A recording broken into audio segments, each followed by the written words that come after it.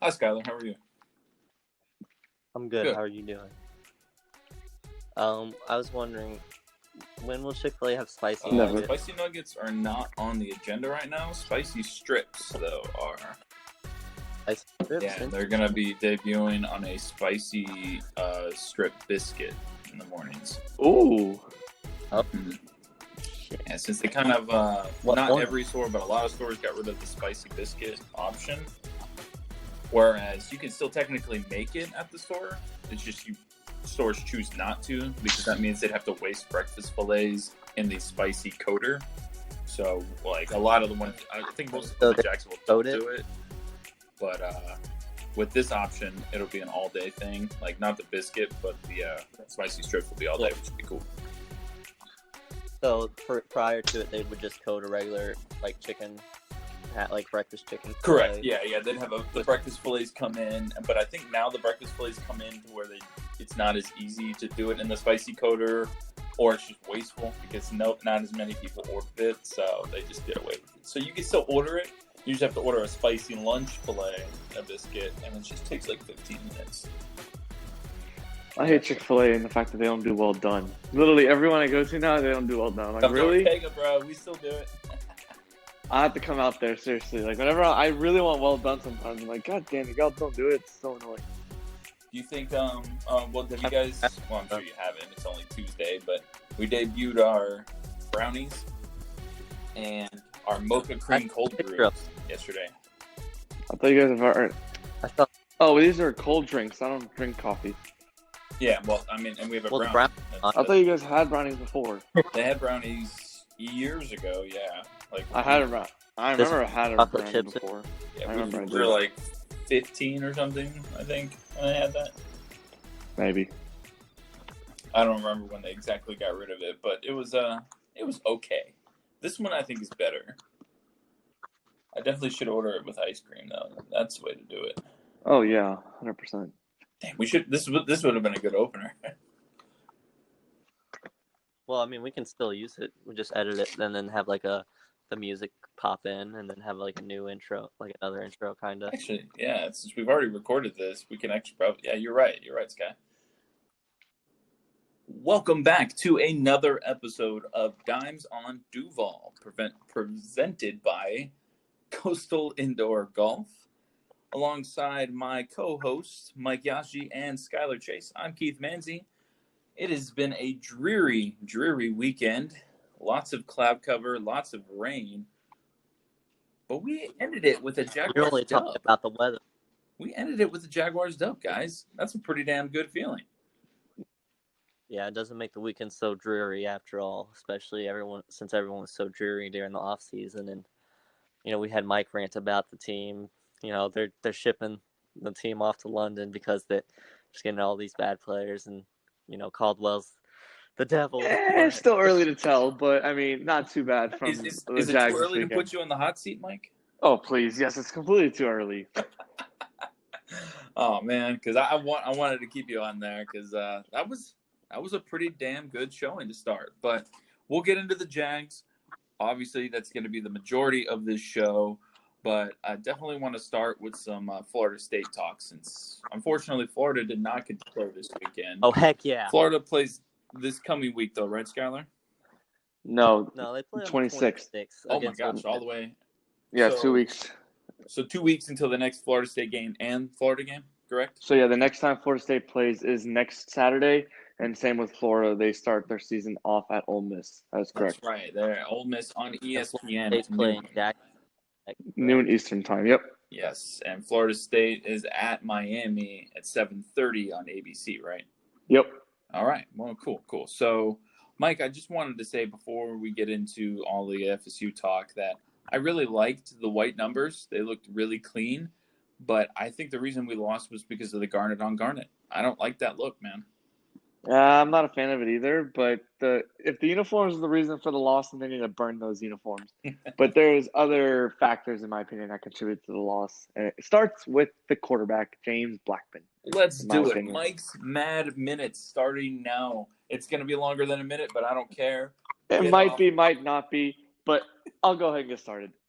I am tired of James Blackman at quarterback. Florida State, he needs to be benched for Jordan Travis just because we need to see what Jordan Travis can do at the quarterback position. When Jordan Travis came in, I believe it was in the mid-third quarter, he did okay as the quarterback. He got a few first downs, but then obviously we had to punt because we're depleted on the offensive line. That is another thing I took away from this game. If we have any more injuries to the offensive line, we might be the worst team in the country. We lost 80% of our starting offensive line. No team can recover from that unless you're Alabama because they recruit at a high level. The fact that Florida State right now has not had any solid recruits coming in the last 4 years has been pretty pathetic, and it showed on Saturday evening against the Georgia Tech Yellow Jackets.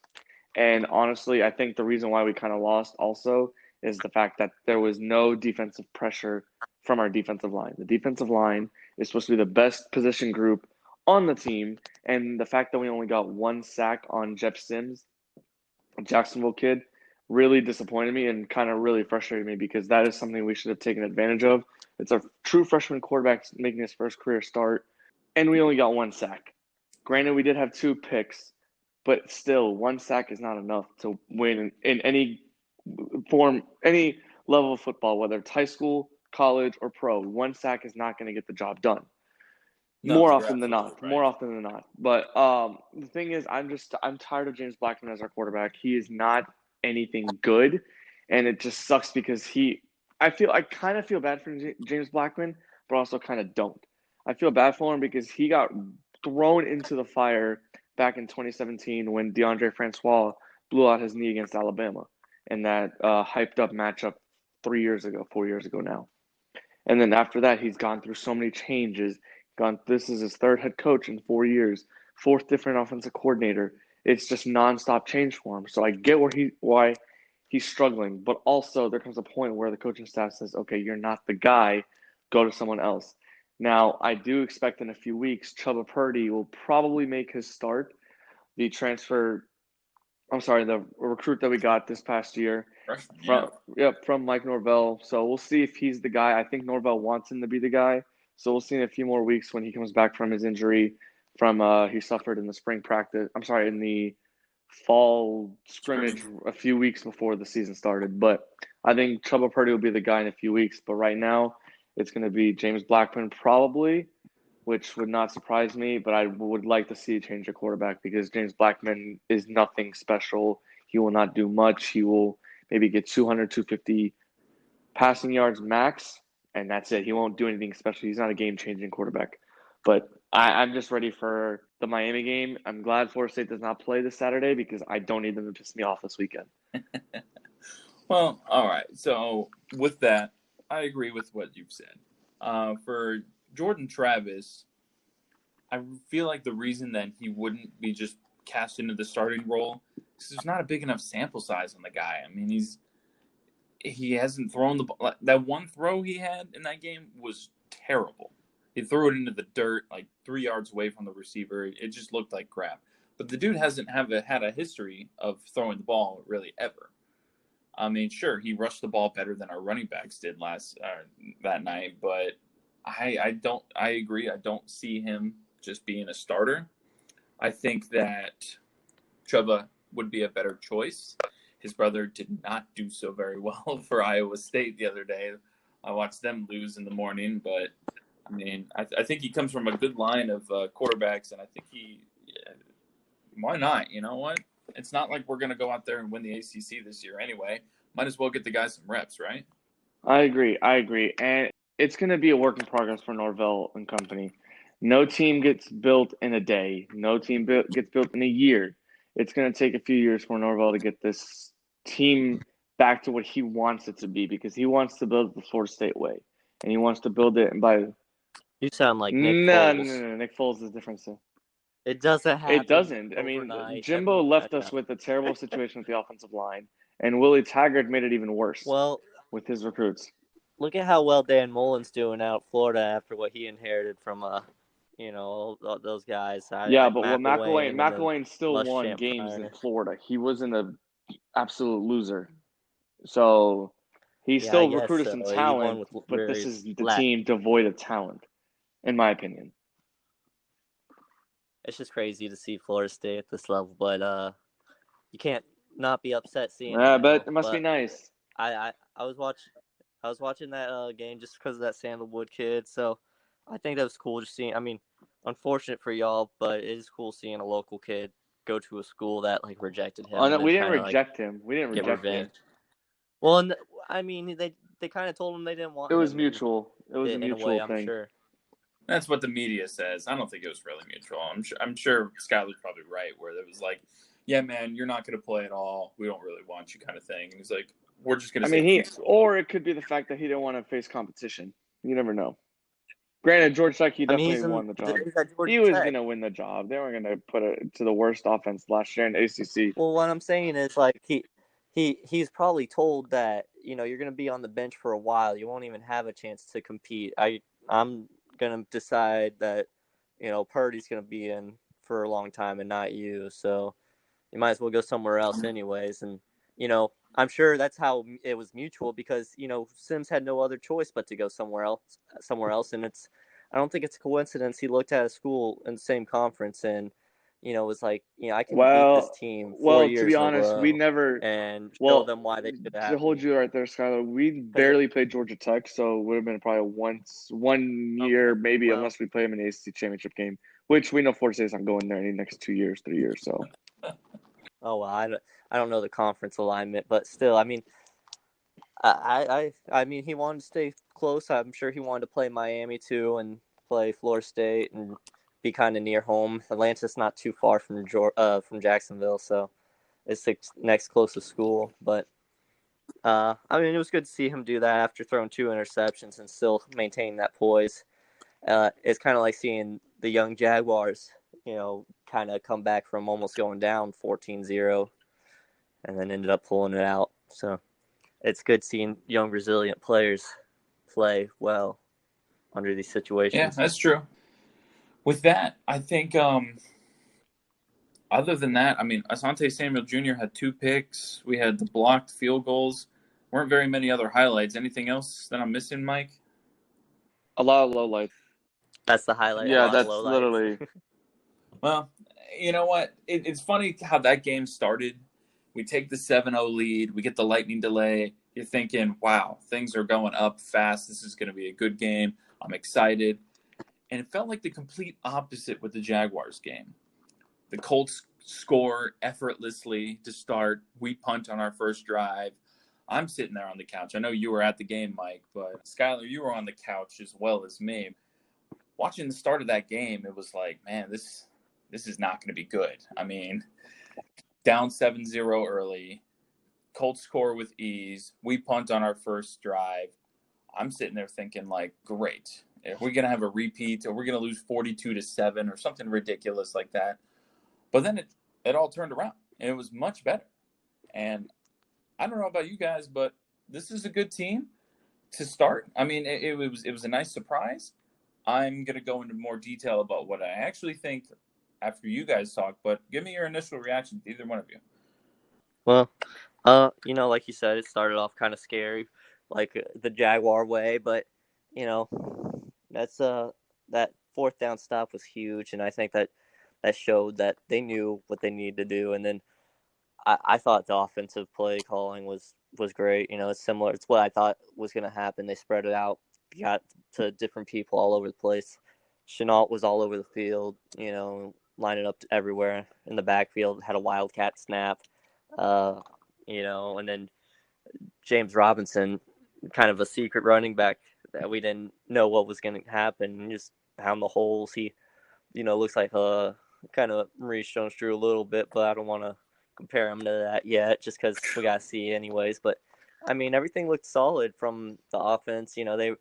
They worked to Minshew's strength, which is taking care of the ball, getting it out quick, and then taking opportunities that were available, like Keelan Cole wide open just because of the play design. And then the other touchdown was beautiful where Chenault goes out to the flat and he pump fakes. He gets 2 Colts defenders to bite the safety in the corner and then throws it to Chark in the corner. So I think it was great, just drawing up plays. It was like an actual football game. It looked good. The players executed, and it wasn't like we were asking a lot of them. And defense was solid. Henderson showed up big. Everyone's young, and I'm sure there's going to be mistakes along the way, but there's so many young and talented pieces that one person doesn't have to stand out for everyone. Like, offense not catered around Fournette, around one guy.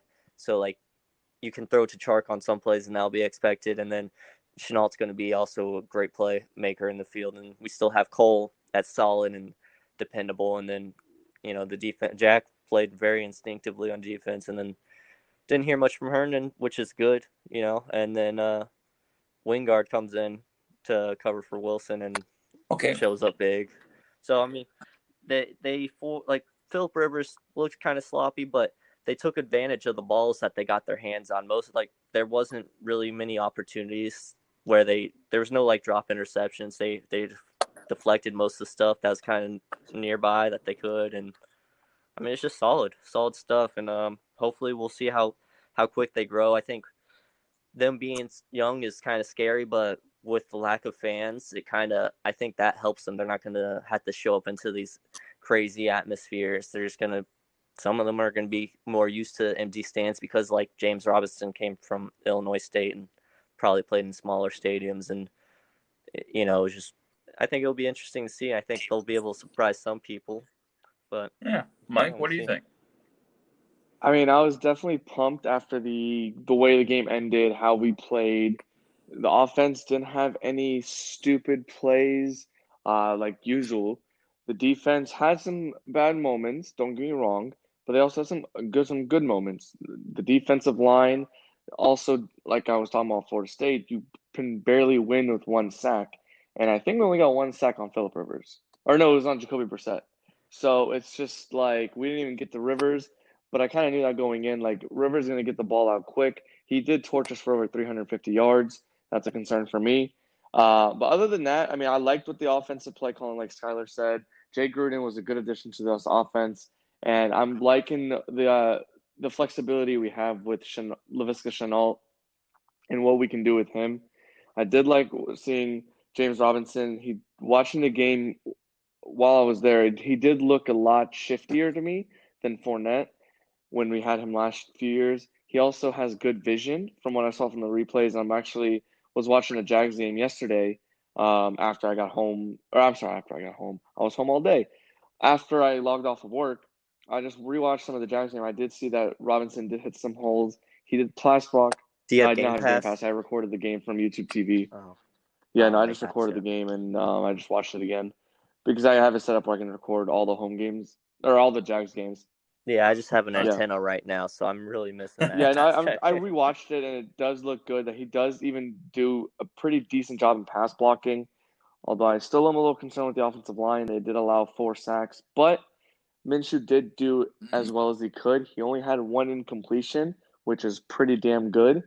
It's actually one of the best I've ever seen since probably when Brady beat us in the 2007 playoffs when he had like maybe 2 incompletions. Well, Phillip Rivers, when he came in like 2013, 14 or whatever, when we had the teal one, yep, he that's true. dominated Yeah, us he did there that too. But yeah, those 1-2 incompletion performances are rare, and I'm just glad that we actually have one on our side instead of us being on the other side of that. So definitely very interesting with the play calling. I did notice some short play calls, but again, I'm fine with that because this is a relatively young offense, and I know it's the Colts. It's the first game. We're still trying to figure out the right system for this team. So it's going to be very interesting the rest of the way. And I cannot wait till Sunday to see Jags play the Titans on Sunday. And hopefully, if we win that game, we will be 2-0 and we'll be first in the division by ourselves because Tennessee won last night. I mean, we are first in the division by ourselves right now due to the Titans division won. record. I mean, if you're counting division record, yes, but we're still tied with them for first place. Nope, that's first place for us. We got better division record. But playoffs start they're tomorrow. still fine.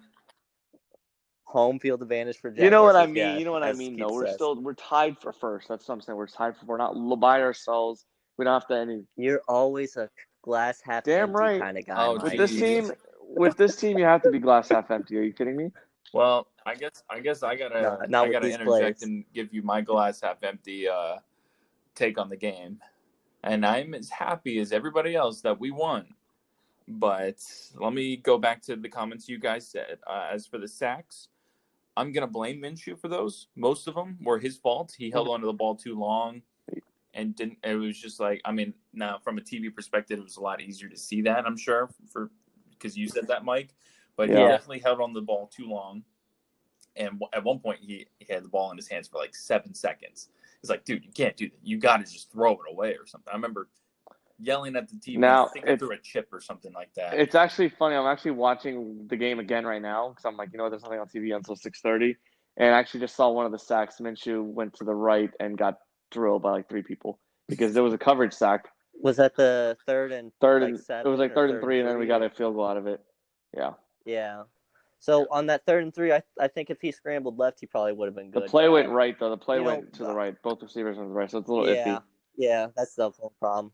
But I'm gonna on that note, I think he was obviously he could throw it away, and he'll learn that too. But I think it's refreshing to have a quarterback that doesn't just throw it into the hands of the other team. Who is that? Like who? Who are we talking about? I'm just talking in general, Mike. I'm just Blaine Gabber's one of the quarterbacks in the NFL that have 3 straight games with pick sixes, and one of those is Tom Brady too, who did it this year. And Matt Schaub. Good call.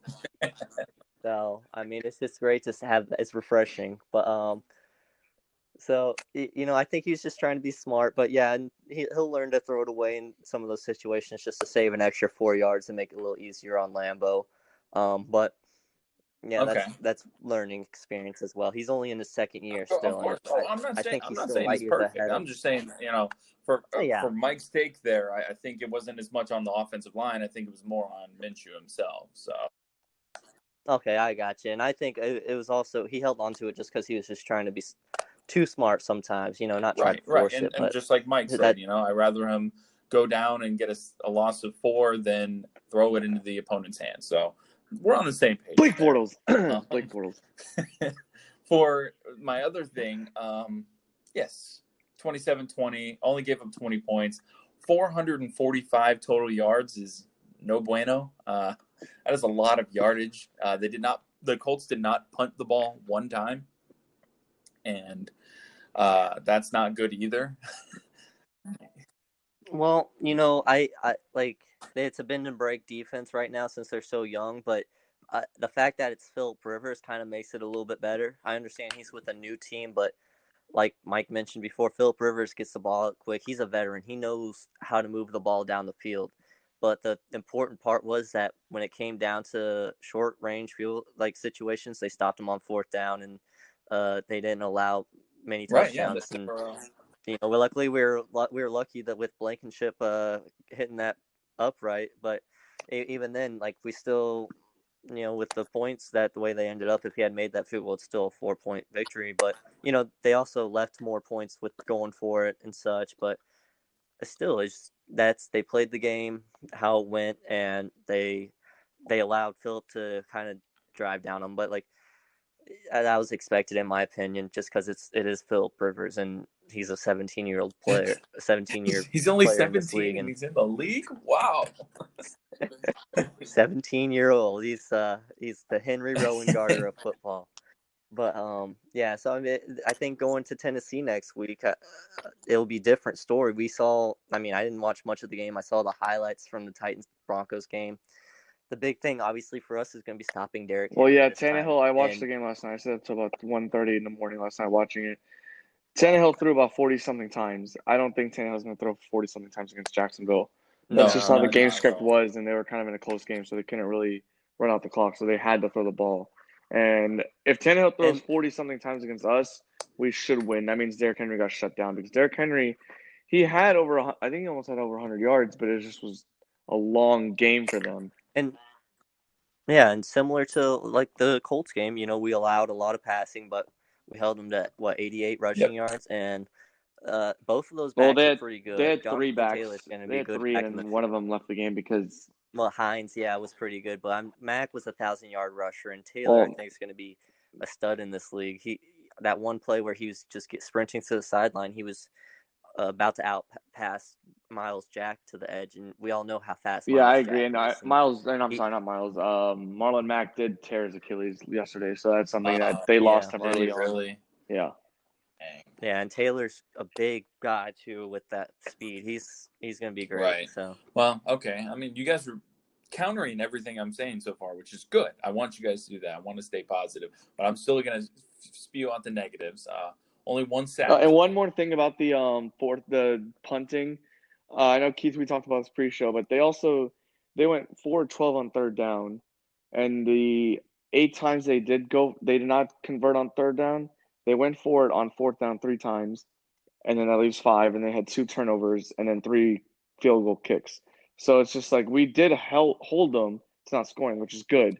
yeah, It's just the fact that I agree, we need to force 3-and-outs because we can't keep the defense on the field forever because they're going to get exhausted Not eventually. every team is going to be the Colts and go for it on fourth down. Yep. Or have a better kicker and have Philip Rivers get it out quick.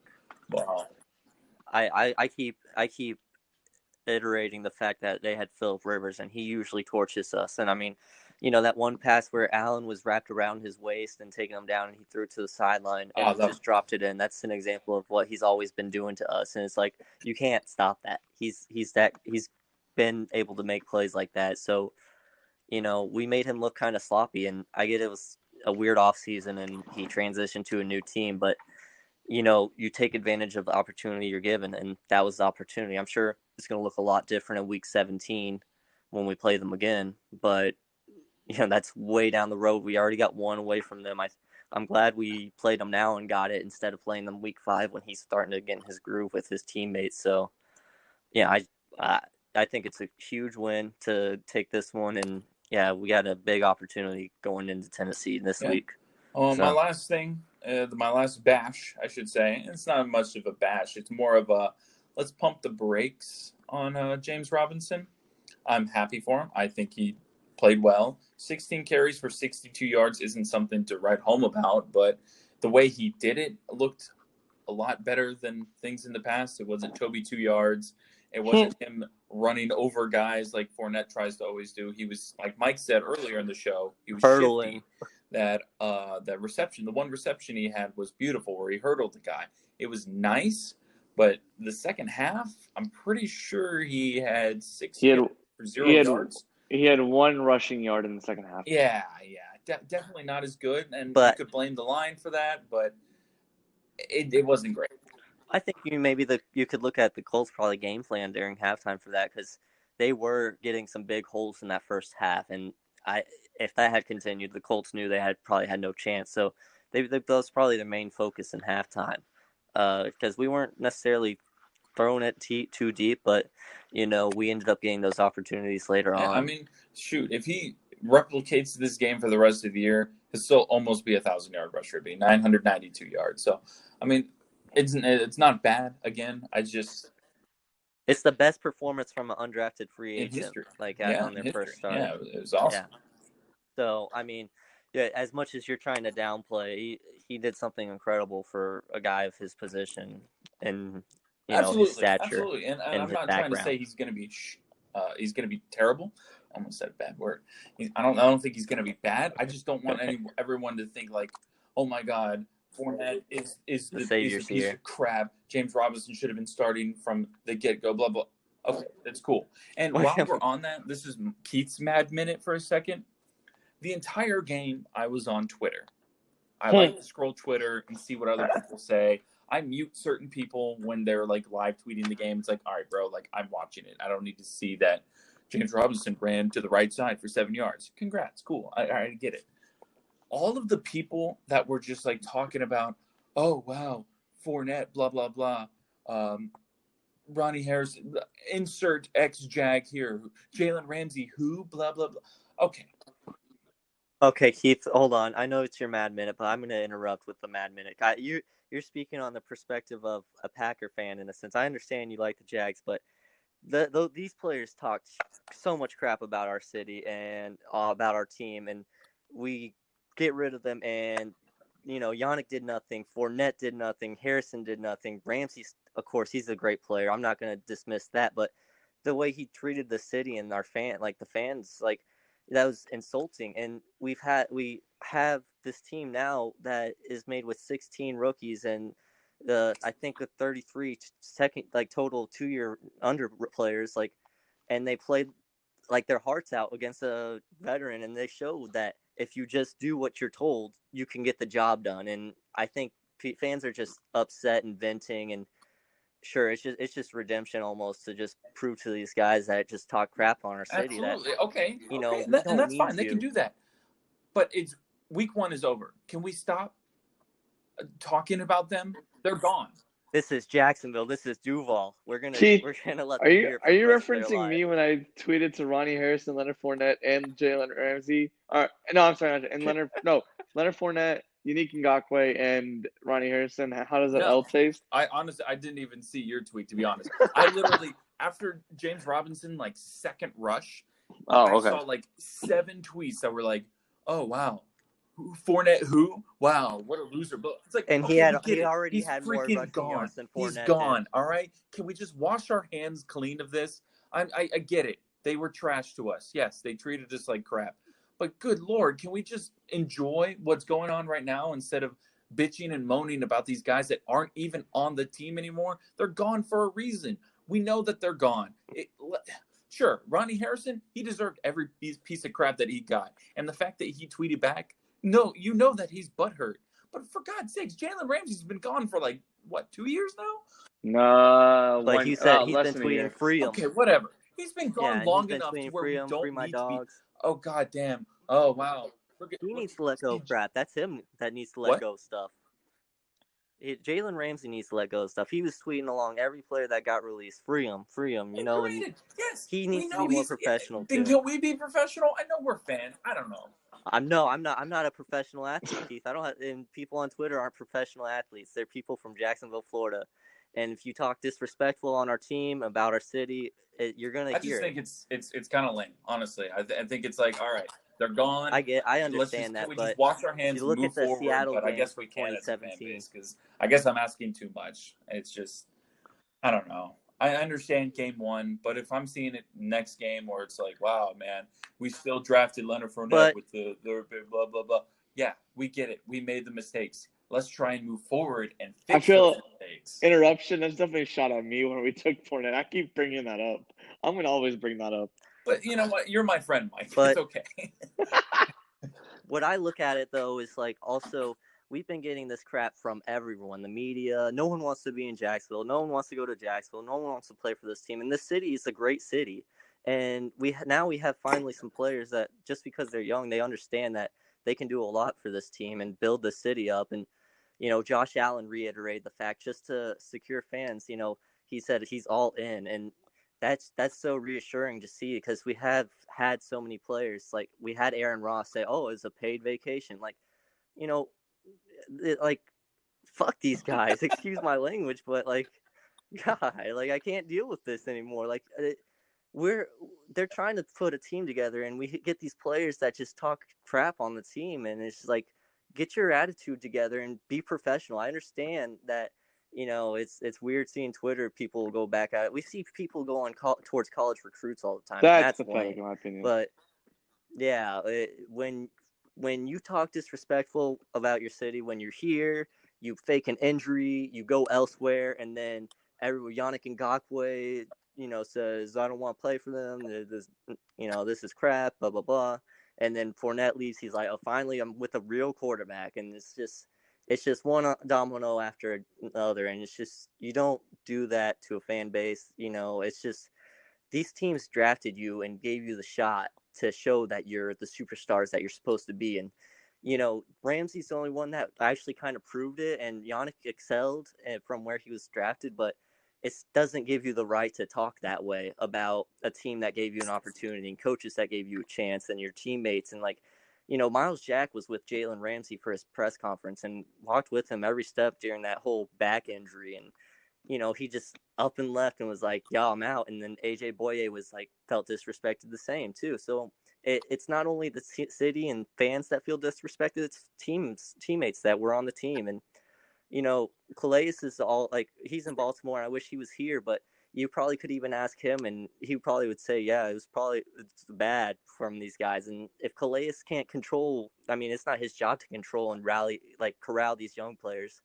But if someone who is of that veteran status and that great of a guy can't get these guys to understand the bigger picture of what they're doing for a city and an NFL franchise, then it's kind of helpless for those guys. Yeah, well said. I just want to be able to go into week 2. If we play any of these guys, talk all the crap you want. That's totally fine. I'm cool. Oh, wait till later in the year when we play Minnesota and Cleveland back-to-back weeks. Yeah, it's gonna be great. It's going to be all 2020, though. This is a revenge tour in a sense for us. I mean, I retweeted a video of David Bakhtiari, the left tackle for the Packers, just annihilating Ngakoue, and it made me so happy. I was genuinely happy. I was like, look at that loser. And on the other side, Mercedes Lewis was blocking like a beast in that game too. Former Jag, R.I.P. But he's not dead. R.I.P. from the Jags, you know. Back when we had a tight end. Did a tight end have a catch in the game, by the way? I think O'Shaughnessy Eifert had 1 reception for 8 yards. I want to say O'Shaughnessy did. Let me check. Are we ever going to get a tight end? Oh, my God. Yes, O'Shaughnessy had 1 catch for 0 yards. Eifert had 1 for 8. And Bruce Miller had 1 for 2, the fullback. Okay, yeah, Bruce Miller had a nice first down. I think the tight ends in this system are just merely for blocking and then like little 4-out dump routes or something. Like I don't see them having too much production in this system, but I think they'll be there when we need them, and they'll be, like how O'Shaughnessy was in the Pittsburgh game, or maybe I'm thinking Bohannon or something, whatever. You know how like they just leak out, they just show up out of nowhere because you don't expect it. That's how we're going to use our tight ends. That makes sense. Well, I got one more thing before we get into our last segment here, but Skylar, I know you watched on TV, Mike. You were at the game, so this might not apply to you, but the last interception was by Andrew. Is it Wingard or Wingard? Wingard. Because Spiro Ditas and Adam Archuleta were both saying Wingard. And I was like, who? You mean Andrew Wingard? And then there's definitely a D, but he gave it to Phil. Yeah, and I was kind of confused because I was like, I've always thought it was Wingard. And then I heard on 1010 the next day, somebody else, I don't remember who it was, that were saying Wingard as well. And I was like, probably Frangie. No, fuck that guy. I'm sorry. Let me Hayes, if you're listening, I know you're not, but cool take on the tanking, dumbass. Timmy Jernigan had 1 QB hit. I didn't really see much of him on the field, but I just wanted to make note of that. Timmy Jernigan made me happy. One thing I want to say real quick about the tanking situation. These players are not going to tank. They're not going to want to tank. Screw tanking. They're all playing for their job, especially Gardner. Because if he struggles, he's gone. And I don't believe that the team is going to want to tank. The players are not about this tanking life. Josh Allen is a leader. Caleb Von Chason is still young. He's going to be a leader. CJ Henderson balled out yesterday. DJ Chark did well. You had Laviska Shenault do really well. James Robinson do well. These players are all fighting for jobs. They're not going to tank or try to lose games on purpose or they're not trying to do that. So everyone is saying... And there's not much NFL tape on these guys either. And without the preseason, I think we can really take advantage of their attributes in these early weeks before their tape kind of gets out. Hopefully the team still can adjust. But my thing is, these players are all going to be fighting for jobs. They're all going to be wanting to win games. They all need to win to keep their jobs. So right now, I know half of Jacksonville, I feel like, is split on whether they want to tank for Trevor Lawrence or win games. Who gives a damn? It's all about winning games. Because I don't know about you guys, I'm tired of seeing losses every Sunday or every other Sunday because we're going to go 19-0. People are going to be like, oh, great. We're not going to. Literally, I don't think we can. Nothing. Even if Gardner goes 19-0, I don't think it's enough to keep people say, oh, we got to trade up to get Lawrence. Because they're going to say, oh, we can build a dynasty with Lawrence. I'm like, what? We would have won just a Super Bowl, and then they're like, oh, we got to trade for a quarterback. It makes no sense. There's no winning with this city. They want to get Trevor Lawrence, which if we struggle enough to get in the opportunity to get Lawrence, fine, get Lawrence. But right now, if we have 6 wins at the end, we trade up for sure. We'll see how. It depends on why we lost 10 games. If it's all on the defense and the offense is keeping us in games, I disagree with that statement. But we'll see. It's all about the rest of the season. If the Jags keep playing like this, if they lose close games and whatnot, we'll see. But as of right now, I am all about winning games. You can, and then let the draft happen. Let the general manager, because I think he's going to stay another year, unfortunately. Let him build this team and see what he can do to help improve this team. Because right now, the moves that he's done has looked pretty good as of obviously week 1, but still we have 15 other weeks to go. Everyone needs to calm down. Enough of the Trevor Lawrence talk. Let's just go out, cheer on these Jags, and go week by week and opponent by opponent and see how we can go forward. I want to see wins. I don't want to see losses. Let's see what we can do and support this team. You tell him, Mike. That's what I'm talking about. Mike Boy, tell him. Like Soldier Boy. It's time to give out this week's game ball. This is a new segment that we are debuting now. Basically, all three of us go out and pick one NFL or college, whatever, football player that has excelled in this past week, and we give them a game ball. Pretty simple, straightforward. Mike, why don't you get us started? Who do you got for you? Who do you giving your game ball to? Oh, damn, I don't want to go first. All right, Skylar, you go first. Who are you giving your game ball to? All right. I know you have an honorable mention, so go ahead with both of those. Yeah, so football, yeah, like, I talked about Chenault a lot during the offseason. I was excited about watching him, and I think he played well. He was used a lot as a decoy. But my game ball goes to Gardner Minshew, my favorite player as of right now, just because of the accolades he's already accomplished. But, to see him go 19 for 20, he didn't throw a lot of yards, 173, but 3 touchdowns. So he was hitting the guys that he needed to and making smart decisions and doing it, coming into the first game without a preseason to get loose or whatever. And then people during the offseason obviously talking about tanking and Trevor Lawrence, and he's having to deal with that, nonsense in the background. And Cam Newton comes available. People, Jaguars should sign Cam Newton. And then, once Fournette leaves, he talks about how he's got a real quarterback for the first time. So with dealing with all that criticism from media, teammates, the city, and to come out and hit every pass, and I can't remember the incompletion, but from what my understanding, it was like pretty much a drop, yes, essentially, and so he essentially 20 for 20. Yeah, Chenault actually dropped the pass. Yeah, so that Minshew gets my game ball because with the new offensive coordinator, new game plan, new system, he comes in, he hits the guys he needs to, he executes plays to perfection, like the one, like I mentioned earlier, the touchdown to Chark in the corner. He pumps it to Chenault and gets it out there, and then the touchdown to Chenault does a little stutter and then slant, and Minshew was patient and he knew he had blitzers coming, but he got it protected well and just got it to the guy right in front of him, and he pretty much waltzed in, and Cole was just wide open. So that was just how great the play calling was from Jay Gruden. But still, the ability to hit those guys was something, even though it should be easy for NFL quarterbacks, something that's very rare that we haven't seen in this city. So Minshew gets that. And then honorable mention, as you mentioned, honorably, Alec Mills is going to get another game ball. He threw a no-hitter for the Cubs. He previously a walk-on to UT Martin and just worked his way through the majors. And our staff consists of Yu Darvish, John Lester, and Kyle Hendricks, and Alec Mills is the one that throws a no-hitter against Milwaukee. It was a Brewers. 14-run game, right? 12-0. 12-0, but it was like 10-0 going into the ninth. We got 5 runs in the 5th inning, I believe, and I only caught the final inning, but we got a couple runs when they threw a position player on the mound. But yeah, he managed to get through that, and it's awesome to see the celebration as always. And 2 no-hitters this season, both from Chicago, one from the White Sox, Luis I can't remember the last name.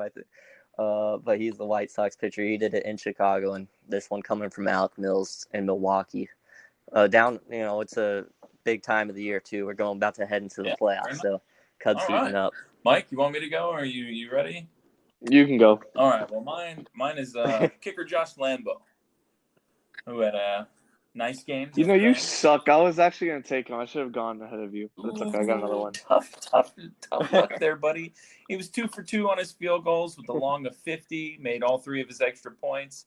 He is officially made all 43 attempts at home since signing with Jacksonville in 2017, and he's made 72 of 76 attempts since he signed with the team. So that's amazing. And the icing on the cake was his salute to the mayor at the end after he kicked the field goal, a little hitting his own home run. Beautiful touch. Calais tweeted back at him. It was just one of those feel-good moments that was just like, wow. I know. So he's sad. like, man, you are my brother for life. Congrats on the win, Josh Lambo. I'm like, Calais, thank you, my brother. I love you. I'm always a fan of Calais, no matter what he does. Yeah, even though he had a short career here in Jags, but I think he's gonna he's like a legend. He needs here to come back already. and retire with the team after we fire all of our front office people. He played for Arizona for like 8 years, didn't he? He was gone for a long time, and I don't care. I still think he should be here, but yeah, I don't have an honorable mention. Put him in the ring. What's that? Yeah, Put him in the ring. Exactly. Mike, I don't have an honorable mention, so you're on the clock now. Who do you have for your game ball? My game ball goes to Bill O'Brien because he traded away DeAndre Hopkins from our division. Thank God. Because DeAndre Hopkins is actually my game ball because he went off for 14 catches, 151 yards. And in a new system, that's kind of insane with the first real game action since being traded to a new team. I think that was pretty impressive. Honestly, that is why I'm just so glad Bill O'Brien got rid of him and out of our division. Now we don't have to worry about we don't have to worry about DeAndre Hopkins at all this year. I hate And he you can so much, Mike. Then he can torch Jalen Ramsey later on this year. I don't care. I can't wait to see DeAndre Hopkins. And DeAndre, someone please tweet them to unblock me because I just want to see your tweets. I'll just screenshot them all for you and send them to you. And I just want to see. I want to tweet at DeAndre. Thank you for making Jalen Ramsey your bleep this whatever. Worse. Worse. There we go. Mike getting. Okay. What was the original tweet that you got blocked for? So DeAndre Hopkins tweeted something about control what you can control or something like that. And then I quote tweeted him saying like being Jalen Ramsey's son when Jalen Ramsey was being when he was part of the Jags. And then I go to see if DeAndre ever responded or anything. I don't know why I went on DeAndre's Twitter. Turns out he blocked me, so I couldn't even see his tweet. So I retweeted that. I'm sorry, I find that so funny. That's such like goofy thing to do, and he just gets so upset that he blocks you for it. Hey, my goal is to get blocked by Jalen Ramsey, Unique Ngakoue, Ronnie Harrison at this point. So Leonard Fournette, whatever. But my goal is to get blocked by all of them. That probably wouldn't be too difficult. I've been trying to tweet to them, and they've not been biting. Well, they probably have. Some of those guys might have some social media managers that just don't care about that stuff and don't let them do it. But I think that's a show, guys. I think that was heavy Jags was what we wanted. Hopefully, we'll be coming on next week so we can preview the Florida State Miami game and the Florida Ole Miss game, and we can also talk about the Jaguars' next game against the Tennessee Titans in Nashville. I think we leave you on this note. Quick thing. Predictions for the Jags game since I don't think we're going to record beforehand. Oh, well, I was going to say I forgot to ask Skylar about our Coastal Indoor Golf update. Oh, just come play. Come play. We got putters. We got Mizuno golf balls. Just come. All right. Come out, we gotta go get our shirts though, Mike. Come on, we gotta go out there.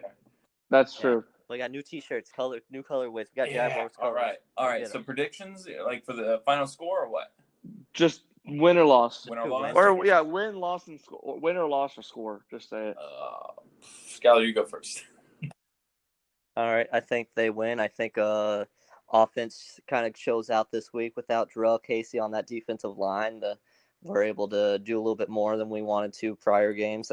They still have a good secondary, but I think we'll be able to take it away. Like they won't be able to keep up with our offense this week. I think they're going to run the ball with Henry, and they'll probably still get around like 18 points, something random like that, like how they had 16 with their kicking being so atrocious. I think we'll be I'm going to go in favor of the Jags heavy here. Going to go 31-18. All right. Okay. That's not surprising from Skylar. Go ahead, Keith. I'll go the other way. I'll go They run all over us because we have our run defense exposed for the lack of it there, which we don't know if we even have it or not. I'm just saying. I mean, we held last opponent to 88 I yards, know, man. but I mean, they're not Derrick Henry, so I'm just gonna say that we're gonna get run over. They're not gonna kick any field goals. It's gonna be 28-24. We lose because of a key false start by somebody that sets us back to like a 3rd and 14 or something. It's probably DeJuan Smoot on defense. Something stupid. We'll lose the game because of something stupid. Smooted. We get smooted. What about you, Mike? So Tennessee has not beaten Gardner Minshew yet, and I'm going to stick with it. Jags are going to win 21-17 in Nashville. That's all I got. Okay. All right. Well, thank you all for listening to our show. If you don't already, go subscribe to us on all platforms. We are on Spotify. If you didn't already know, you can listen to us on Apple Podcasts or SoundCloud. We have Facebook. We have Instagram. We have Twitter. Keep up to date with all of us. If you ever have any ideas for an episode or a guest, shoot it our way. We'd be more than happy to talk to you. But as for Dimes on Duval on this fine Tuesday night as we record, you all have a wonderful evening, and thanks for listening.